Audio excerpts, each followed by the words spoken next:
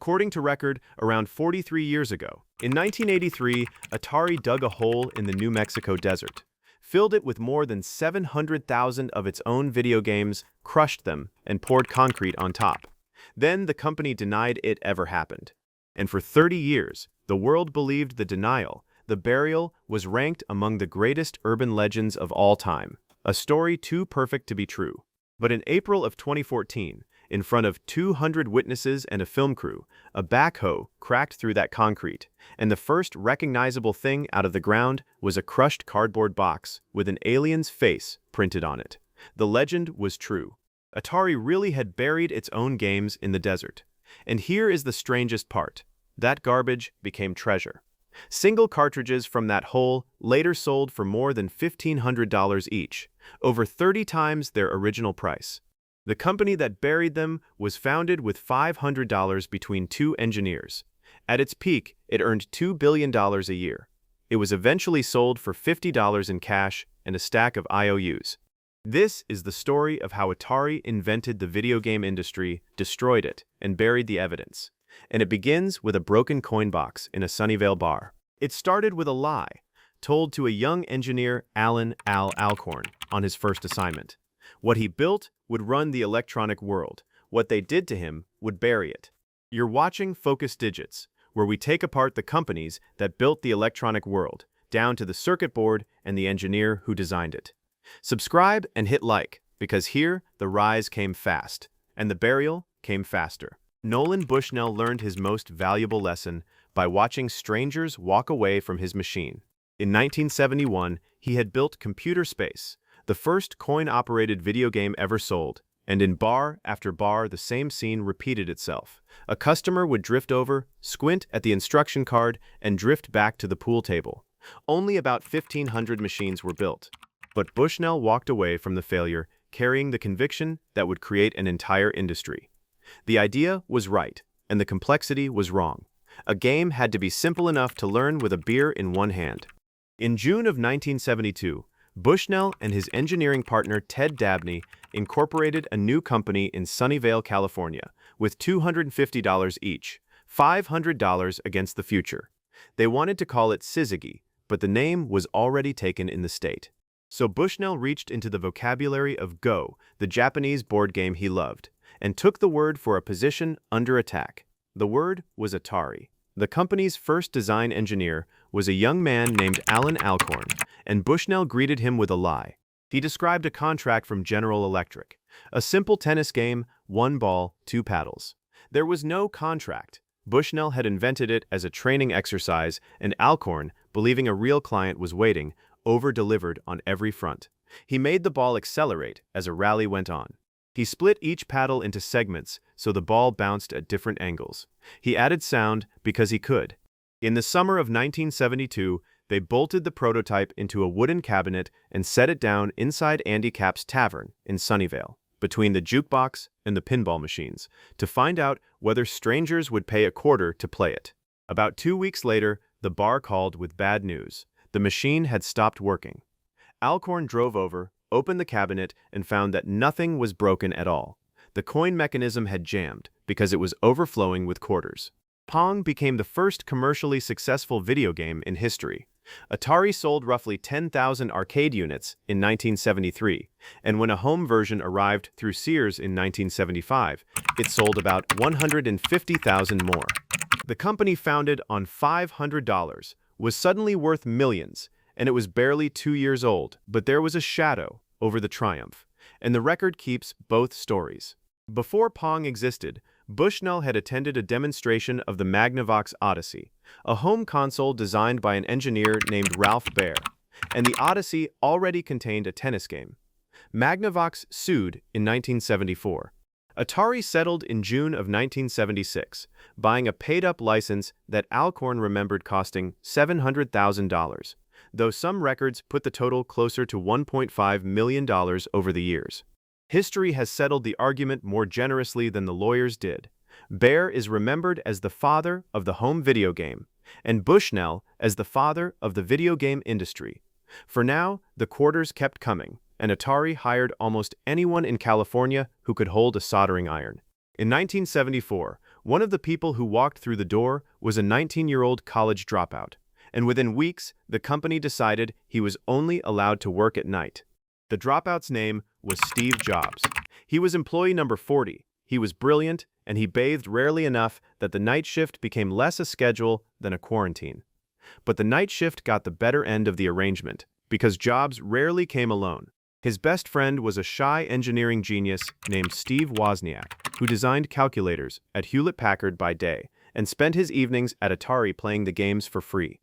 The two had been close since their school days, and Wozniak later said that being asked to design a real game was one of the most wonderful offers of his life. He would have done it for nothing. What happened instead was worse than nothing. In 1975, Bushnell wanted a new game called Breakout. Pong turned sideways, with a paddle knocking bricks out of a wall, and he offered a fee for the prototype plus a bonus for every chip removed from the circuit board, because Atari's games were swallowing up to 170 chips each. Jobs took the assignment and quietly handed the engineering to Wozniak, promising to split the money evenly. Wozniak designed the board in 4 days and nights of almost no sleep, still reporting to Hewlett-Packard each morning, and delivered a working version built from around 45 chips.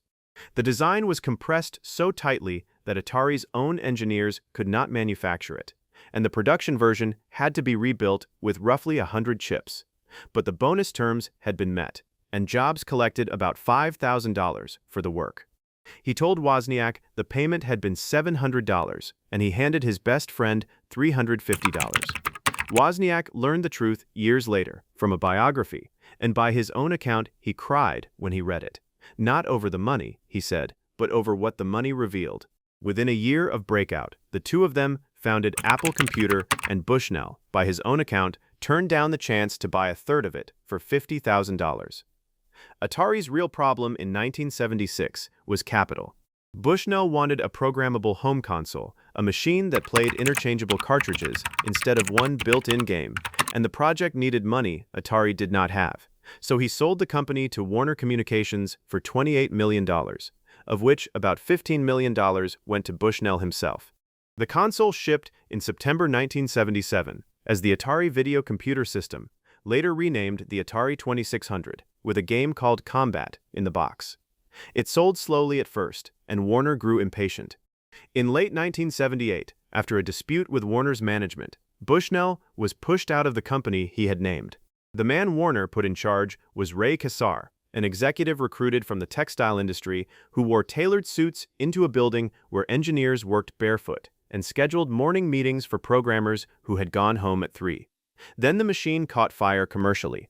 In 1980, Atari licensed the Japanese arcade phenomenon Space Invaders for the 2600, the first officially licensed arcade-to-home conversion in history, and console sales quadrupled. The revenue staircase turned almost vertical, from roughly $3 million in 1973 to a $28 million sale price in 1976 to $2 billion in sales by 1982, when Atari was carrying more than half of Warner's operating profit, and the New York Times was calling it the greatest acquisition in history. Underneath the numbers sat the people actually making the games. At Atari, a single programmer would design, code, draw, and score an entire game alone, and a hit cartridge could sell millions of copies. In 1979, 4 of Atari's best programmers discovered that their games had generated tens of millions of dollars, while their names appeared nowhere on the boxes. They asked for the same thing Warner already gave its actors, its directors, and its musicians: their names on the work and a share of what the work earned. The answer was no. So they left and founded Activision, the world's first third-party game developer. And when Atari sued to stop them, Atari lost. The settlement legalized the entire third-party model. That court decision, invisible to the public, loaded the gun for everything that followed. If Activision could make 2,600 cartridges without Atari's permission, then anyone could. And by 1982, seemingly everyone did. A dog food company published a video game. Cereal brands published video games. Shelves filled with cartridges nobody had tested, and there was no quality seal and no way for a parent in a toy aisle to tell a good game from a terrible one. All the market needed now was one Christmas to expose it. It got 2 games instead. By 1982, children had circled 2 names in the Christmas catalog: Pac-Man, the biggest arcade game on the planet, and E.T., the biggest film of the decade. Atari held both licenses, and both would help destroy it. By 1982, Atari held the two biggest licenses in entertainment, Pac-Man and E.T. It manufactured 12 million Pac-Man cartridges for a world that owned only 10 million consoles, and it gave the programmer of E.T. 5 weeks to build a game that normally took a year. Both failed, and millions of children learned for the first time that the picture on the box could lie. On December 7, 1982, Atari announced its holiday quarter would fall far short, and Warner's stock lost nearly 40% of its value. 23 minutes before that announcement went public, Atari's chief executive had sold 5,000 shares of Warner stock. The numbers for 1983 read like a casualty report. Atari lost $536 million in a single year, and the American video game industry collapsed from $3.2 billion to about $100 million, a fall of 97%. Retailers decided video games had been a fad, like hula hoops. In September of 1983, the trucks rolled toward Alamogordo, carrying about 728,000 cartridges, crushed, buried, and capped with concrete. Inside Atari, it was an ordinary decision, a company emptying a dead warehouse. The record keeps both stories, what Atari filed under garbage disposal, history filed under funeral. A year later, Warner sold the company that once earned $2 billion a year to Jack Tramiel for $50 in cash and a stack of IOUs. Everyone in this story won except Atari. The programmers Atari refused to credit built Activision into a company Microsoft eventually bought for $69 billion, and Howard Scott Warshaw, who wrote E.T. in 5 weeks and carried the blame for a collapse 100 decisions caused, became a psychotherapist in Silicon Valley, treating engineers under impossible deadlines. When Alamogordo auctioned the excavated cartridges, each came with a certificate of authenticity, and the signature on it was his. The man blamed for the burial now signs the treasure. In 1972, a coin box jammed with quarters in a Sunnyvale bar announced that people would pay money to play with a television. In 2014, a backhoe pulled the proof out of the ground, still in its box. Atari was worth the most when it remembered the bar, and worth $50 once it forgot. If you grew up with an Atari 2600 wired into the family television, drop a comment below. Tell us the console, the game, and whether it still works. The people who held those joysticks know more about what Atari built than any bankruptcy filing ever will. Subscribe, because Focus Digits is building the archive of the companies that made the electronic world, and we have another American empire coming next.